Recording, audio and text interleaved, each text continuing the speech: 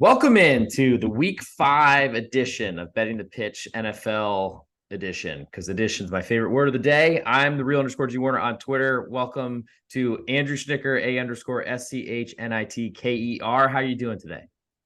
I'm feeling great. It's been a great week of football. I know you and we have a big game coming up Saturday. But we're here to talk about Sunday. And We maybe are some here about Thursday we are here to talk about Sunday. That's right. and Monday. We're going to talk about Monday too. Thursday, London, Sunday, Monday. Then, of course, we're going to pick two games that we are most interested in. The sexiest ones on the card. Probably not, but also might be a spot for you to potentially make some money. If you are listening on Apple's podcasts or Spotify, please leave a 5-star review. It'd be huge for us to get up the search rankings. If you're on YouTube, hit subscribe. And if you are not a member of my Patreon, check it out. Patreon.com/real_G Warner. Great spot to get my leans across all sports and write-ups and plays that are locked in throughout the day. So you won't just have to worry about my text messages coming through like A_Schnicker on Twitter. So we're going to go through it. Like I said, we went 1-0-1 on our best bets last week. Nice, perfect week to get everything going. For that reason, Andrew Schnicker will get to go pick the first game of interest after we go through the I guess, mainstream night on national TV, national television games. And then we'll get into mine last. We'll give best bets end of show. Looking forward to continuing our winning ways. So I guess I'll recap the best bets from last week. I had the Bears +3. They choked up a big lead. We're able to push, so that got us the one push on our record for this year. But your Los Angeles Rams held on for dear life and won in overtime. Didn't surrender the ball back to the Colts, but we'll, I guess, get into that game a little bit later as a potential preview. So let's start on Thursday night, a game that you thought that we should probably not talk about, but unfortunately we do the national TV games because I know people are going to bet them. So we might as well give our thoughts and give an idea of where the money has started. So Washington opened up a -4.5 favorite to those Chicago Bears, are now up to -6. Total has risen from 42.5 to 44.5. My takeaway was that I kind of lost interest and wasn't really following Chicago after they went up 28-7 in the second half. Thought that was really all we needed. It apparently went for a 4th and 1 from the 15-yard line in the plus territory when they could have kicked the field goal to take the lead late. Then then Denver marches down the field, kicks a field goal to win the game. Essentially, Chicago ended up turning over on downs or a pick and then a slide. Because I was really worried they're going to score a pick return touchdown. So that was the Chicago version of events. What do you think about Washington last week? Because I was not as clued into that one. I think Washington's going to be one of the teams that people are going to be loving on all week. They played the Eagles tight, and really, I'm sitting there watching that game, and they scored the touchdown with zeros on the clock, and I'm like, go for two. You got the defending NFC champs on the ropes. Go for two. And of course, Ron Rivera kicked the extra point, and we go through overtime that ends in their defeat. So I was thinking about that. Certainly analytics wouldn't love that. But I was like, maybe Ron Rivera, Riverboat Ron, just loves coin tosses, and that's really what he's into. I forgot that I actually was watching that one intently as I made my way up to the nosebleeds of the Dallas Cowboys murdering the formerly known as New England Patriots. Now they're just the Pats. Or Patsies, maybe is a better way to put it. Washington this game, though, so they're going to play at home. They're not going to have a big crowd as they never do. The Bears, I don't know if they have a huge fan base is going to be traveling, but the fan base from Chicago is huge. We've seen it all over the place with the Blackhawks. I assume it also applies to the Bears as well. Though that was a pretty heart-wrenching, heartbreaking loss last weekend at Soldier Field. Now they got to get up, and a couple days later, go down to the East Coast and play a Thursday night game, which probably will not be sexy, as we talked about. What do you think Washington wants to do in this matchup, other than try to get Justin Fields to make decisions? It seems to me Chicago is going to go how he goes and really how many times he turns the ball over. Yeah. So we can start with the Bears offense. I was encouraged by the way that they played. I mean, it's the Broncos, yes, and their defense is right down there at the bottom with the Bears in total efficiency. And then I thought, Fields came out with a purpose. I thought, they were getting him on the run a little bit, but they were also, putting him in spots where he could throw the ball and have some success. And then I think they kind of shelled up a little bit. I think they played it a little bit soft, played it different. And so I think in this game, you got to go for it because your defense is not going to win you any ball games this year.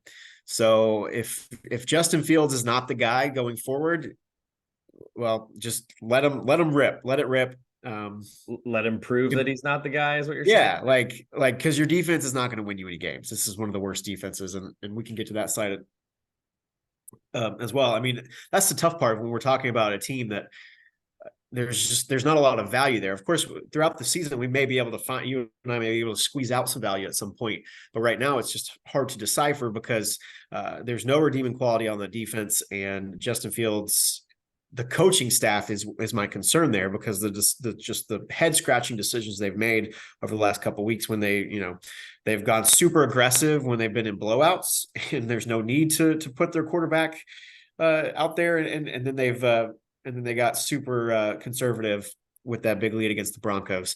On the other side of the ball, I'm coming around on Sam Howell a little bit. Okay. And I mean, he made some big plays. They were, I mean, to me, he's able to make some throws. They were giving him some leash to hang himself with, as you said in the Chicago type of idea to right. You. But Sam Howell was good. I thought he, in pressure situations, coming back against the Eagles, against one of the best teams in the league that were in the Super Bowl and had a lead. I thought he looked great. That does worry me a little bit because I'm interested. For some reason, I can't quit the Chicago Bears at this point. Feels like Washington's a bit bigger of a favorite than I would have made it. Certainly based on a crestfallen team visitor coming in on short rest, that makes a little more sense. But do you feel comfortable with Washington a 6-point favorite, considering how limited they've seemed to be, unless Sam Howell's really growing that much after 4 weeks? Yeah, I would think the next move, as we're recording this on Tuesday night, correct, would be back closer to the 5 or the 4. That would be my guess, the way this market's going to go. I think we saw some initial money come in and push that up and pushed it up even a little bit higher. And now I think we're going to start seeing a little bit of buyback with the Bears. So, but am I running to go ahead and support Chicago on a short week? No, like that's just not my style. Doesn't seem like something I'm not trying to. I think often we talk about like making bets to prove a point. And like, what point are you trying to prove in this? This is about, making sure your bankroll is great and that you identify where you have an edge. It's not to play every single game and to prove a point against with a team that has a winless record. If we go back 2 weeks ago with the Washington and playing Denver, Howell was able to make those throws against a defense of similar quality. I think he'll be able to distribute the ball. Terry McLaurin is, I think, finally healthy after the turf toe. Running game is still meh, but they definitely have some options with Jahan Dotson and Terry McLaurin. Well, I'm going to pretend you weren't targeting me with that information. I definitely have started the year off not the way I've wanted to, a lot because I've been backing teams with really struggling quarterbacks and bad offensive lines, which is really something I've been trying to avoid for my entire NFL betting career. But I guess some bad quarterbacks have separated themselves from other bad quarterbacks. And Justin Fields looked like one that I think a lot of people, especially in the fantasy world, thought was going to make a big jump this year. That hasn't happened. And we've probably spent enough time on Chicago at Washington on TNF. So move to Sunday. We'll go to another London early game for Jacksonville. I guess the London Jaguars with a great performance, really keeping quiet an Atlanta team that had no quarterback to speak of. Shocker, one of my plays from last weekend. Jacksonville are visiting, or I guess they're technically the road team at Tottenham Hotspur Stadium against Buffalo, that they technically could be called the London Jags. So if you are baking in any home field, you probably should take that out and honestly put it in a little bit on the Jacksonville side. Number has moved though from Buffalo -4 to Buffalo -5.5. Total has jumped from 47.5 to 49. I think a lot based on short memories, because Jacksonville played at 8:30 last weekend Central Time, 9:30 Eastern, whereas the Buffalo Bills played at 1 or 12 and beat everyone's darling from the week before when the Miami Dolphins scored 70 points on Denver. Buffalo had a pretty significant easy win, you could almost call it. And now they got to go over to London. That's a weird trip for a lot of teams. And the Jacksonville Jaguars have seemed to have proven that they can play in that type of scenarios. So do you have any interest in that 5.5 points right now in Jacksonville? Yeah, I do. I think Jacksonville does have some interest. I mean, there are the intangibles built in there that you're discussing. they've done this dance before. And obviously staying over there, just moving across the way in London to a different stadium. There's no real adjustment that has to be made. I think the challenge that I'm facing with that is that Buffalo, after a really shaky start, has become, maybe again, Griffin, you'll probably smirk at this, maybe my favorite team again in the NFL. I think the defense, as we talked about, their head coach has the identity that he wants to focus on defense, and they're playing to a different level right now. I really like what they're doing on the defensive line, and this was without Von Miller playing yet. They have the pieces there to get to the quarterback, and I think they had a pretty big injury. Tre'Davious White in the secondary, he's going to be out for the year. Achilles, unfortunately, Achilles seasons. Yeah, that's going to make a little bit of a difference, but I think their defense is good. I like what I saw against Miami with the offense after being a little bit less aggressive. They turned it back on, so I would expect to see the same. That's the performance we just saw. I would expect the Buffalo offense to perform to what we've seen most of the last couple of years, rather than that little dip that we saw at the start of this season. Jacksonville. So let me come in here. So thank you. I do think the Jacksonville defense has impressed me a lot more than what I thought was going to be a very good offense coming into the year. Got a lot of interest in Trevor Lawrence and his touchdown to interception ratio this season. Not really, just more as a fantasy quarterback. But I thought, based on the way he finished last season, that he would do really well this year. Hasn't really been that easy for him yet. Even against Atlanta in a pretty dominant game, that was a lot because of a pick six.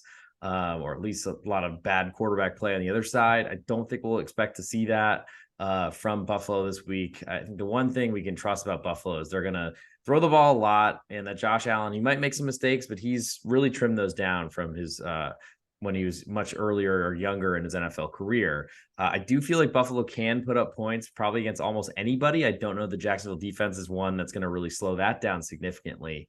My biggest fear of backing Jacksonville is only getting 5.5, so you get less than a touchdown. Probably won't get a touchdown in London because that would be an extremely large number in my humble opinion. But they're going to have to keep this game pretty close or potentially win it. And that's going to be hard for Jacksonville offense that really hasn't delivered much to keep up with a Buffalo offense, unless we're just thinking they go to London and they leave their offensive line back on the other side of the pond. Yeah, not likely. Yeah. Where do you want me to go next with this? Well, I guess Buffalo's defense without Tre'Davious White, that will potentially weaken their corners or secondary. Might have to play a little bit more support coverage from safeties and things of that nature. But I haven't really seen Jacksonville run the ball at all. So their offensive line, we talked about it in some of the that preview podcast that we did and throughout the year. Still a lot of question marks on the offensive line. I was just looking up, sack totals and pressure rates for Buffalo, and it's way better than it was even at this time last year. I mean, Ed Oliver, Leonard Floyd, and I really like Terrell Bernard, who is a Texas guy, or he's from Baylor, but we were familiar with him from college years at linebacker. They're getting after the quarterback, and that to me is alarming, because I think when Jacksonville struggled this year is when Trevor Lawrence has had pressure in his face, which can be said for most quarterbacks, but some are better than others when they start getting a little rattled. And I know you're high on the Buffalo head coach, who is defensive minded more than anything. So Sean McDermott, I want to say. So yeah. Wait, are you being sarcastic? Because no, you've mentioned that before. No, I have not. You have. I've heard it. No, I heard you're getting a tattoo. So we'll move to Sunday Night Football.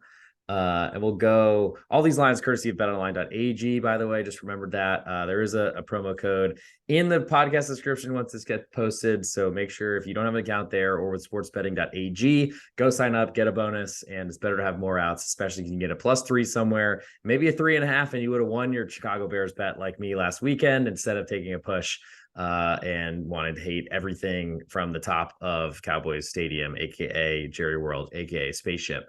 Moving to Sunday night, we have Dallas visiting San Francisco. Speaking of, this is probably one of the best games that you can have all season. Of course, it's not on Monday because ESPN is drawing dead in all facets of the world. Disney stock continues to plummet, and there's no real end in sight. But for Sunday Night Football on, I think Comcast owns NBC. We got Dallas visiting San Francisco. Opened a 3-point favorite. Did the San Francisco Giants? Whoa, 49ers. Wow, baseball pod coming through. They're now a 3.5-point favorite with a fair amount of juice as well, potentially climbing to 4 before this kicks off. At least that's where the juice is pointing right now. I don't think that I would expect a 4. I think we'll sit at 3.5 or maybe even come back towards 3 or maybe an even money 3.5. Total is 45. It has fallen from 45.5 at open. Do you agree with me, Schnitt, that we don't think that the Niners will climb in price, more so that they will hang here at 3.5 or fall closer to 3? I think we're in a great little spot right here at 3.5. Oh, well, please. I love great spots. No, I'm kind of a Cowboys fan, but I'm not really. I see them more often than I watch any other team. I'll put it like that.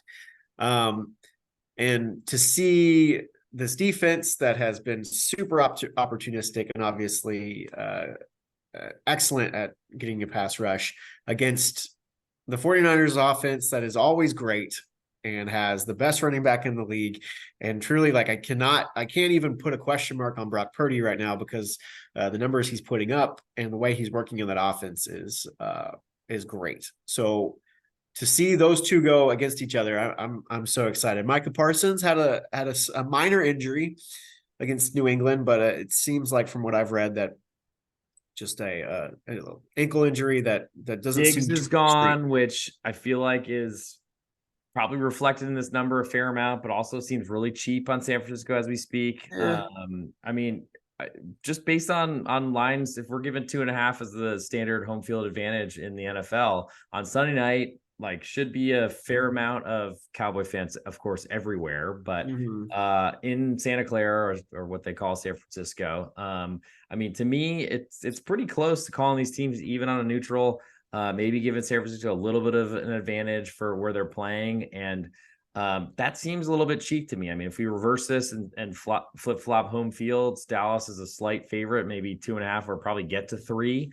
I don't necessarily know that I see these teams that closely, especially considering how great San Francisco has been. And I think it's pretty easy to see through a Dallas blowout victory of a quarterback-less New England Patriots. They had that really, really bad performance on the road at Arizona, which makes me think that you could certainly still question the Dallas Cowboys away from home because they haven't really shown a lot from it besides throttling a New York Giants team that got blown out by the Seattle Seahawks and Pete Carroll chewing gum last night on Monday Night Football. So to me, it seems like San Francisco could be more expensive. I don't know, based on where the line has settled on Tuesday night, that it will do anything different than I've already said. But I feel like if you're backing Dallas here, I mean, of course, they lose by field goal, you are covering the spread, laughing all the way to the bank or to the ticket window or to your bookie and PayPal or something like that. But ultimately, to me, I'm wondering what gets you excited potentially about backing Dallas here. If you don't believe, I think the 49ers defense has dropped a touch, but like we probably should break down that side because those are the two unknowns to me, or a little bit more unknown. Like San Francisco's gone through like a change in defensive coordinators 3 times in the last 5 years, something like that. And yes, they've got great smart players, but and then we've seen a Cowboys offense that their point totals this year have been sky high, but it's been a lot of defensive touchdowns, as you kind of hit on. So I still don't know what a McCarthy-led offense and a Brian Schottenheimer offense really does for me in turn. Like when we're one likes analytics, I know that. He says he likes analytics, so that must mean he likes analytics, right? That would be the one I'm giving 0 points credit to. Okay, well, but we could also go back 9 months ago. These two teams played in the playoffs, same place, pretty much the same cast of characters, and it was San Francisco closing -3.5. So I think that's probably where you saw early bettors who are usually going to be more professional in the market, nibbling away when lines are dropping, looking at that and just saying, okay, well, I'm able to get this at 3, no hook. This is a pretty cheap, and it's lower than it was last year. And what's changed between these two teams? I would say that of anything, the Cowboys offense has downgraded the most out of the four main units of this game. They've added Brandon Cooks, which is nice, but minus Sure. Trayvon Diggs, potential injury concern with Chandler Parsons again. Wow, Micah Parsons. And I got to say, from a San Francisco point of view, the more time to get Christian McCaffrey in that lineup, to get a better idea of when to use him versus Mitchell behind him or whoever the San Francisco 49ers, almost at Giants again, want to elevate from the practice squad, who's going to get 20 fantasy points if necessary. I just feel like San Francisco has approved it. To me, they're a proven commodity. And I feel like this price is too short, in my humble opinion. Not saying that I would never want to back Dallas in this situation. I think I need a lot more points, and I don't really think we're going to get it. So let's move to Monday night. We have Green Bay visiting Las Vegas, but it might be Lambeau West, considering the Las Vegas Raiders don't really have any fans. Nothing like the black hole in Oakland, maybe for good sanitary and safety reasons. But at this point, I'm just not really sure that the Vegas Raiders can really be anything to trust, especially without Jimmy G. I don't know if he's coming back for this one, but even if he does, he kind of looks like a statue at this point in his career. We had the Vegas Raiders open to pick him, but maybe that injury and potential other performances has changed Green Bay now -2.5 favorite on the road from that initial pick 'em. Total has climbed from 43.5 to 44.5, which surprised me a little bit and maybe indicates that potentially Jimmy G will play. Green Bay coming off a pretty poor performance Thursday night, looked pretty ugly. Got beaten pretty much anywhere, every way, anything like that. Jordan Love looked like one of those other bad quarterbacks. But I think he's better than Aiden Hutchinson or whatever the guy's name is for the Raiders. So in a place that Aiden O'Connell, sorry, one of my Irish brethren. I just feel like from a Green Bay perspective, one of the best traveling fan bases in all the NFL, it's very good chance that they're getting 60% of that crowd, maybe more in Vegas next weekend on Monday night for what will probably be an ugly game that ESPN is then just begging us to keep watching just so we can watch the Mannings interview Will Ferrell or something like that again. But what do we think about Vegas? Is there a buy low price that we can ever get interested in this team? Because to me, I don't know if I have one. Yeah, I don't know if I do either. Just from what we've kind of observed over the last year with like the concussion protocol and the way the NFL has followed its rules and procedures after someone has a concussion, usually that player is missing the next game, and then usually they're returning that second week. So my expectation is that Jimmy Garoppolo is going to play. Devontae Adams also had a little bit of a shoulder issue, so you'd want to monitor that as well. I hope both of them are in and playing. I cannot wait for this to return to a pick'em that it opened with Green Bay. I don't love Jordan Love. I'll admit it. Hate using Love twice in the same sentence, but I think it illustrates the point fairly well. To me, the Vegas Raiders are a team I want to be against as much as possible, especially at home. They remind me of the two Los Angeles teams that don't have any home field advantage, yet you have to give them credit for it, because if you don't and you're mispriced, the market will crush you. I don't know. Do you think that if Jimmy G is ruled in, Devontae Adams ruled in, everyone in the world is safe in Las Vegas? They get away from the Chandler Jones comments a little bit further, a few more days away. Do we think that there is any possibility that Green Bay closes an underdog here? Not too hard to move it from 2 to the other 2 on the other side with Vegas -2. I just feel like maybe I'm not the only one that wants to sell Las Vegas as hard as possible. Yeah, I think you're going to see more support for Green Bay as we get closer. And people are going to be monitoring the injury report for them as well. You and I have talked about their offensive line issues that happen every single year. We've talked about their best corner, Jair Alexander, missing, one of their best linebackers missing, and they played on Thursday. So you're expecting if those people were even somewhat close to being ready to play, getting a day even extra than that is going to be key. Gosh, and you're talking about O-line injuries of Green Bay being Bakhtiari and Jenkins. Yes. Yeah. And Jair Alexander, the cornerback, corner as well. In the league. Yeah. Back injuries for cornerbacks seem like something they should heal really quickly from. If you're ready, let's move on to your game of the week that you want to highlight. This is not a guarantee that a best bet will come from this game. Just games we want to discuss before we get to the best bets and the show. Well, we talked about the Rams a little bit ago. And I want to talk about Philadelphia going out west to play the Rams. Eagles are a 4-point favorite. Total on the game is 50 right now. Yep. Um, I'll cut in opened 6, so down to 4, you. and opened 46.5, climbed to 50. So we've got some money coming on over and some money coming in on those just spunky Los Angeles Rams, 2-2 on the season, but might as well be 12-0 ATS.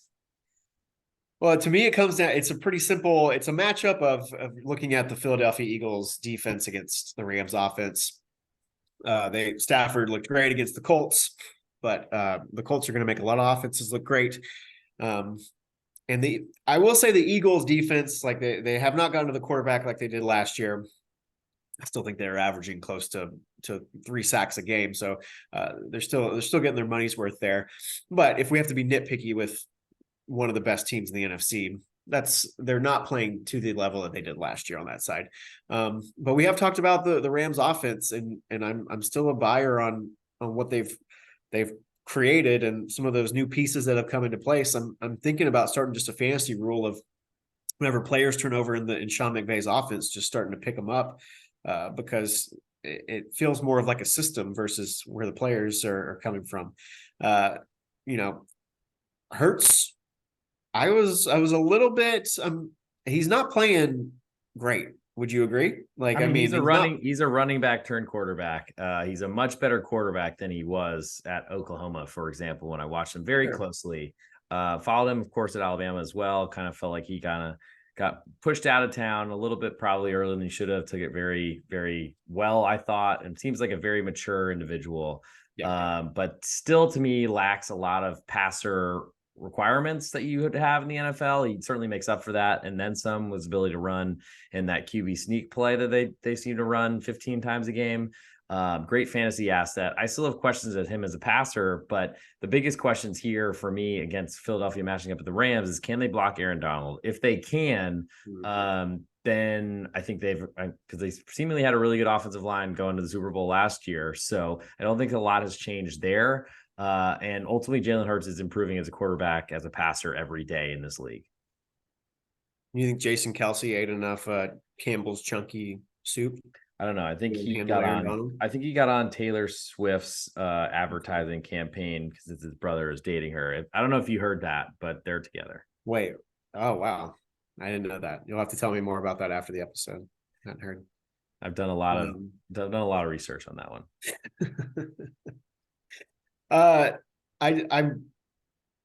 We have a team going to the West Coast. I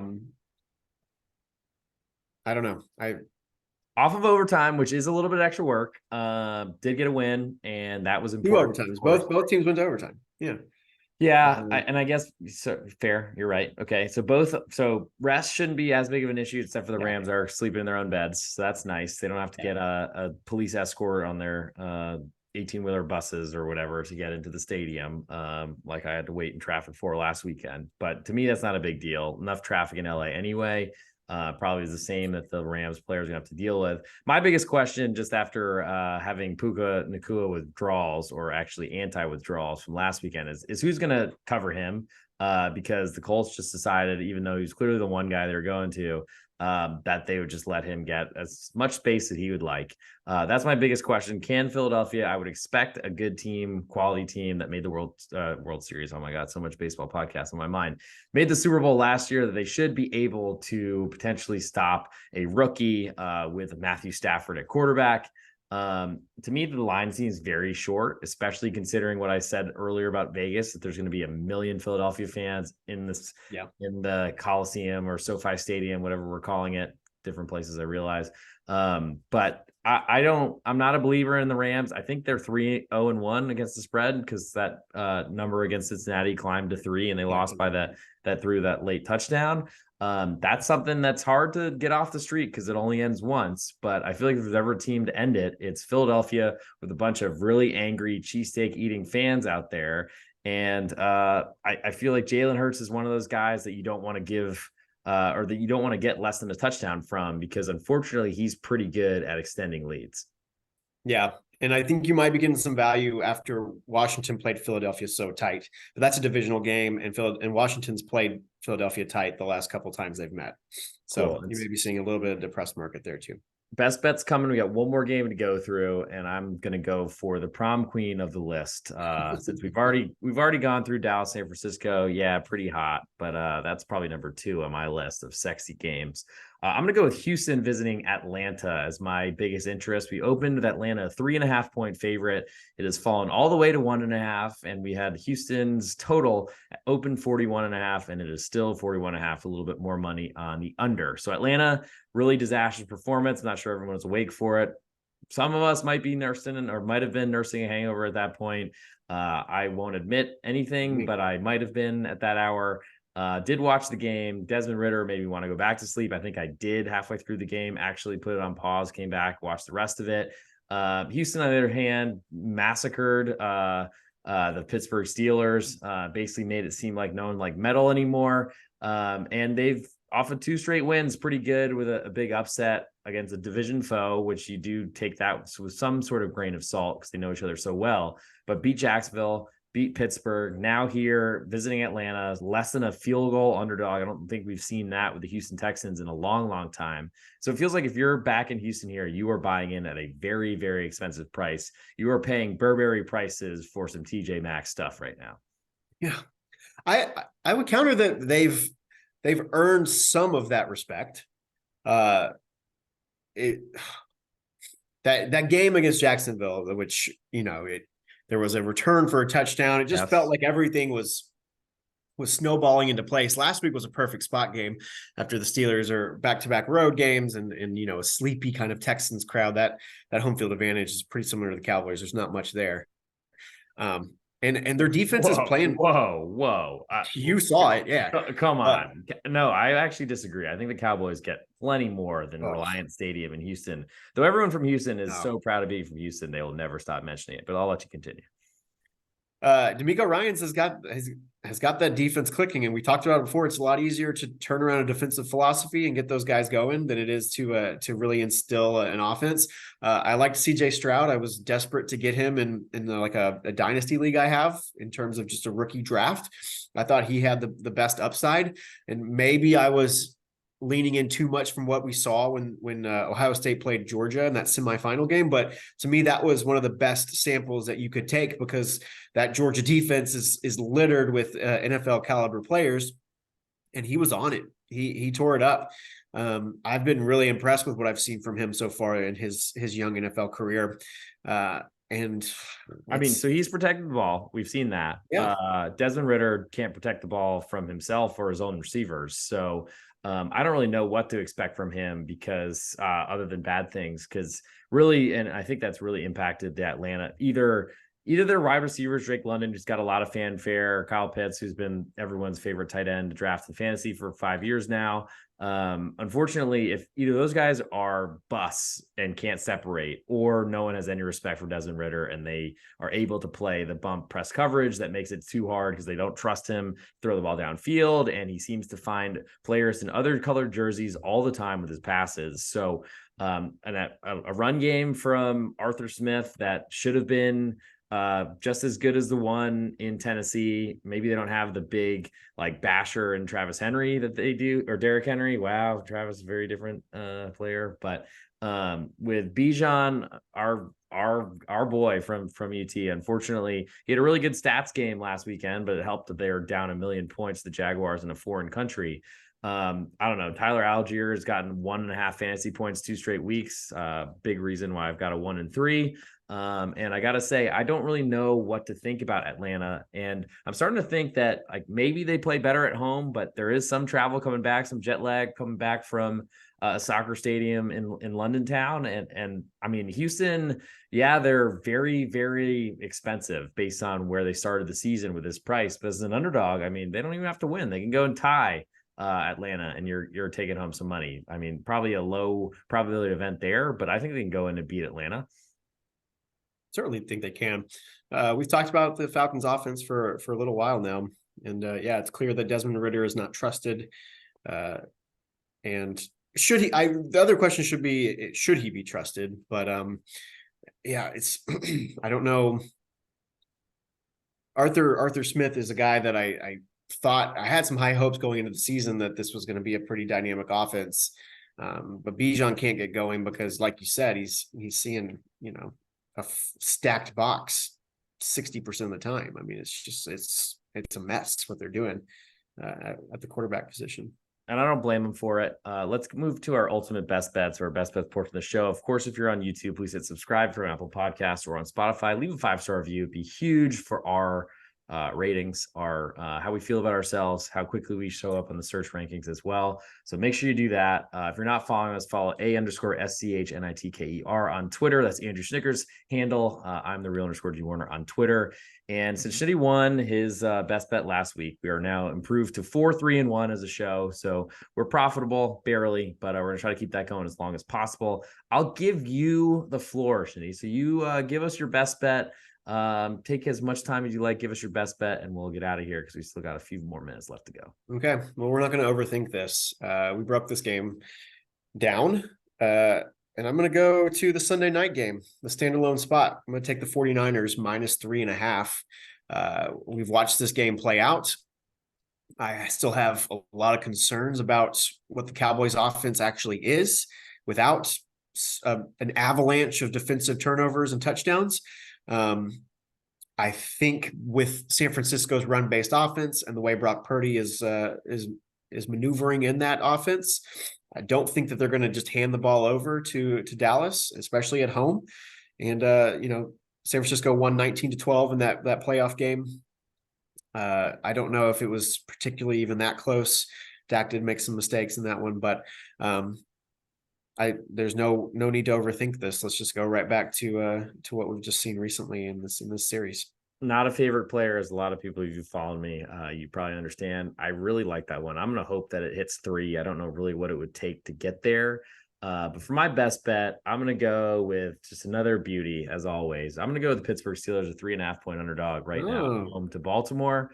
Yes, there are concerns about Mitchell Trubisky being my starting quarterback.